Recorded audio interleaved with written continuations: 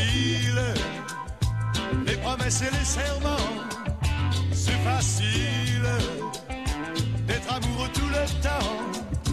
Jean-Marie Dominique. Bonjour. Nous allons découvrir quelques maisons d'hôtes que vous nous présentez régulièrement. Mais alors là, cette fois-ci, c'est très 50s, pas 70s ni 60s, c'est les années 50. C'est les années 50, début des années 60. Alors franchement, c'est vintage. Et c'est pas du facsimilé, c'est du pur, du vrai de vrai. Imaginez une demeure qui n'aurait pas bougé depuis la fin des années 50, début des années 60.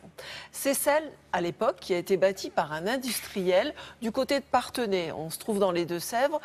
Et sur ce domaine, il avait monté une briqueterie très importante puisqu'elle a employé jusqu'à 550 personnes. Et puis évidemment, il recevait des clients.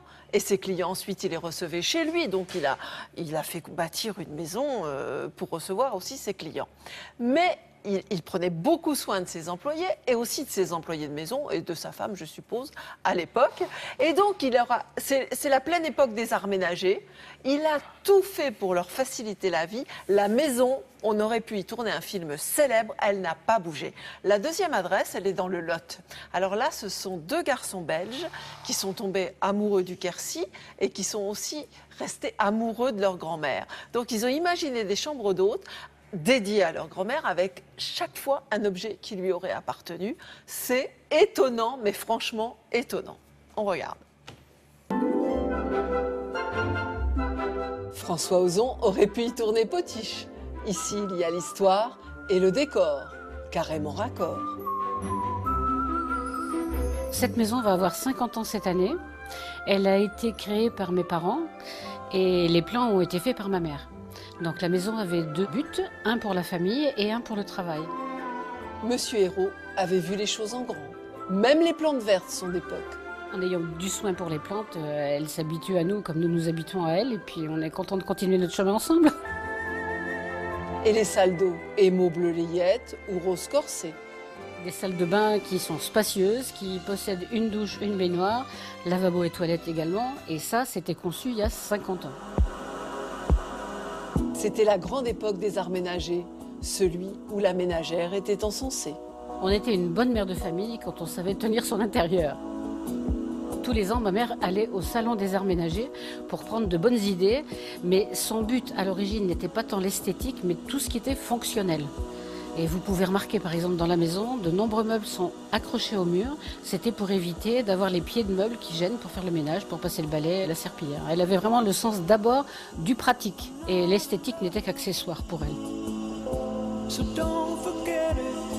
Le téléviseur date de 1958. Il faut choisir image ou son. Quand on a eu ce poste, on était très contents parce que tout le monde n'avait pas la télévision à cette époque-là. Mais effectivement, on avait des jours avec le son sur la télévision et des jours avec l'image. Mais pour avoir les deux, il a fallu attendre que les progrès viennent un petit peu, quelques années. Les personnes qui viennent ici, notamment en chambre d'hôtes, sont assez surprises et ont l'impression de repartir dans le passé.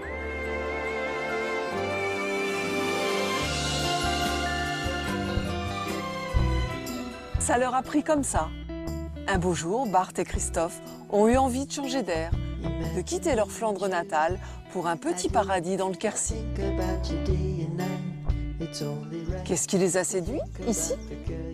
Ce qui nous a séduit le plus, c'était le calme et le peu de gens qui sont ici. En Belgique, tout est battu.